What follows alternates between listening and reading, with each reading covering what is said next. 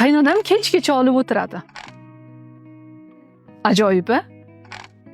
Qaynonajonlar, qiladigan ishinglar yo'qmi sizlarni? Nima qilasizlar bu yoshlarning hayotiga aralashib? O'zi endi qutulgan bo'lsanglar, shuncha yil kutib o'g'lingizni uylantirib, boshini ikkita qilib tashvishdan qutulgan paytingizda shu kelinni qoshingizda olib o'tirish kerakmi sizga?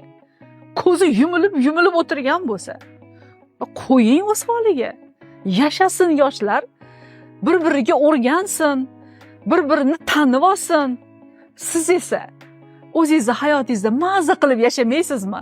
Kiymagan kiyimlaringizni kiysangiz bo'lmaydimi? Bormagan joylaringizga borsangiz bo'lmaydimi? Chet ellarga sayohatga chiqib, dengizga oyog'ingizni tiqib, chiroyli ekzotik sharbatlarni ichib maza qilib o'zingiz uchun qachon yashaysiz? Qachon bu kelinlarga nisbatan quldek qarash degan bir fikrlardan qutulamiz?